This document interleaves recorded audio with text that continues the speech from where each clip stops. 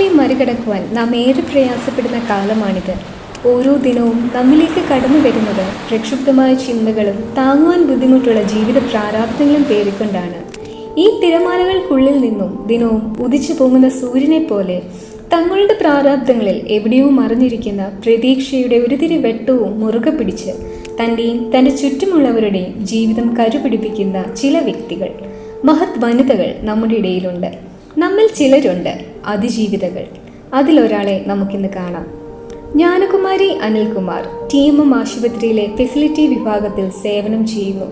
അവരുടെ ജീവിതം അവർ തന്നെ പറയുന്നത് കേൾക്കാം. എൻ്റെ പേര് ജ്ഞാനകുമാരി അനിൽകുമാർ എന്നാണ്. ഞാൻ തൃക്കൊട്ടാനം പഞ്ചായത്ത് അമര എന്ന സ്ഥലത്തു നിന്നാണ് വരുന്നത്. എനിക്ക് ഭർത്താവ് 3 മക്കളുമുണ്ട്. എൻ്റെ മൂത്ത മോൻ ആക്സിഡൻറ്റ് മരിച്ചിട്ട് 1.5 വർഷമാകുന്നു. അതിനുശേഷം ഒത്തിരി കഷ്ടപ്പാടിനും ബുദ്ധിമുട്ടിൽ നിന്നാണ് ഞാൻ TMM ഹോസ്പിറ്റലിലോട്ട് കടന്നു വന്നത്. 1 വർഷം കഴിഞ്ഞ് ഞാൻ ഈ ഹോസ്പിറ്റലിൽ ജോലി ചെയ്യാൻ തുടങ്ങി. എൻ്റെ വിവാഹം 2008 വിവാഹം കഴിഞ്ഞത്. 23 വർഷം കഴിഞ്ഞ് വിവാഹം കഴിഞ്ഞിട്ട് ഒരു 5 വർഷം ആയതേ ഉള്ളൂ ഞങ്ങൾ സ്ഥലം വാങ്ങിച്ചത്. എനിക്ക് 3 കുട്ടികളുണ്ട്. അതിൽ മൂത്ത മോന് 21 വയസ്സിലാണ് മോന് ആക്സിഡൻ്റ് ഉണ്ടായത്. 2023 ജൂലൈ മാസം 11-ാം തീയതി എൻ്റെ ഹസ്ബൻഡിന് സ്ട്രോക്ക് വന്നു. സ്ട്രോക്ക് വന്നതിന് ശേഷം ഞങ്ങൾ മെഡിക്കൽ കോളേജിൽ കൊണ്ടുപോയി. അവിടെ 4 ആഴ്ച മെഡിക്കൽ കോളേജിൽ ചികിത്സയിലായിരുന്നു. അവിടുന്ന് ട്രീറ്റ്മെൻ്റ് എല്ലാം കഴിഞ്ഞ് ഞങ്ങൾ വീട്ടിൽ വന്നു. 5 ദിവസം എൻ്റെ മോൻ ഞങ്ങളുടെ കൂടെ ഉണ്ടായിരുന്നു. എൻ്റെ ഹസ്ബൻഡിന് മരുന്ന് വാങ്ങാൻ വേണ്ടി മോൻ പായിപ്പാട് പോയതാണ്. പോയിട്ട് വരുന്ന വഴി എൻ്റെ കുഞ്ഞിന് ഒരു ആക്സിഡൻ്റ് ഉണ്ടായി. മോന് ഓർമ്മയൊന്നുമില്ലായിരുന്നു. എങ്കിലും 21 ദിവസം മെഡിക്കൽ കോളേജ് ICUവിൽ തന്നെ ട്രീറ്റ്മെൻറ്റിൽ കിടന്നു. അപ്പോൾ ഈ സ്ട്രോക്ക് വന്നതിന് ശേഷം ഇടയ്ക്ക് ഓർമ്മ വരുമ്പോൾ ചോദിക്കും, മോൻ എന്തെങ്കിലും ചോദിക്കുമ്പോഴും ഞങ്ങൾ പറയും മോൻ ജോലിക്ക് പോയതാണെന്നാണ് പറയുന്നത്. അന്നൊരു വെള്ളിയാഴ്ച ദിവസമായിരുന്നു. ശനിയാഴ്ച ഒന്നോടെയും വിളിച്ചു, വീണ്ടും സംസാരിച്ചു, കണ്ടു, കരഞ്ഞു, ഒത്തിരി കരയുകയൊക്കെ ചെയ്തു. അന്ന് തൊട്ട് മോന് ശ്വാസം കിട്ടാതെ വരുന്നു, വോമിറ്റിംഗ് ഉണ്ടായി.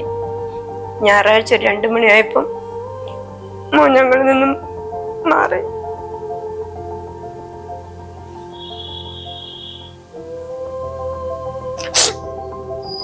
എൻ്റെ മോന് ആക്സിഡൻറ്റ് വന്നതിന് ശേഷമാണ് അടുത്ത 2ാമത് സ്ട്രോക്ക് ഉണ്ടായത്. ഒരു വശം തളർന്നു പോയി. അന്ന് മുതൽ ഞാൻ എടുത്തുകൊണ്ടാണ് എൻ്റെ ഹസ്ബൻഡിനെ വണ്ടിയെ കയറ്റി ഹോസ്പിറ്റലിൽ കൊണ്ടുപോകാനും വേണ്ടി വണ്ടിയെ കയറ്റി കൊണ്ടുപോയി. ആ ട്രീറ്റ്മെൻറ്റ് എല്ലാ മാസവും ട്രീറ്റ്മെൻറ്റ് ഞാൻ ചെയ്തുകൊണ്ടിരിക്കുന്നു.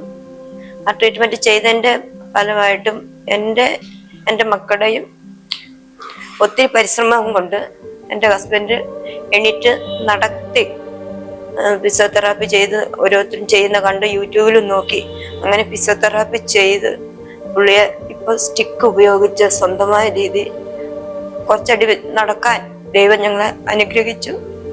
ഇപ്പോഴും ഞാൻ തന്നെയാണ് പുള്ളിയുടെ കാര്യങ്ങളെല്ലാം ചെയ്യുന്നത്. വെളുപ്പിന് 3 മണിയാകുമ്പോൾ ഞാൻ എണീറ്റ് എൻ്റെ ചേട്ടയുടെ കാര്യങ്ങളെല്ലാം നോക്കിയിട്ടാണ് 7:25 ഹോസ്പിറ്റലിലോട്ട് ജോലിക്ക് വേണ്ടി ഞാൻ വരുന്നത്. ഒത്തിരി ബുദ്ധിമുട്ടും പ്രയാസത്തിൽ നിന്നും ദൈവം ഇത്രത്തോളം എന്നെ തളരാതെ നല്ല ആരോഗ്യം തന്നു ദൈവം ഇത്രത്തോളം ഞങ്ങളെ എൻ്റെ കുടുംബത്തെയും അനുഗ്രഹിച്ച ദൈവത്തോട് നന്ദി പറയുന്നു. നമ്മുടെ ജീവിതത്തിൽ ഒത്തിരി ബുദ്ധിമുട്ടുകളും പ്രയാസങ്ങളും നമുക്ക് വരും. എന്നാലും നമ്മൾ തളർന്നു പോകരുത്. തളർന്നു പോയാൽ നമ്മളെ സഹായിക്കാൻ വേറെ ആരുമില്ല. ദൈവത്തിൽ ആശ്രയിച്ചുകൊണ്ട് എന്ത് പ്രശ്നം വന്നാലും നമ്മൾ അതിനെ തരണം ചെയ്ത് മുന്നോട്ട് കൊണ്ടുപോകും. തോൽക്കാനാണെങ്കിൽ ഒരുപാട് കാരണങ്ങൾ നമുക്കുണ്ട്. എന്നാൽ ജയിക്കണമെന്ന ആഗ്രഹം മാത്രമേ മുറുകെ പിടിക്കാനുള്ളൂ. നമുക്കും തോൽക്കാതിരിക്കാം.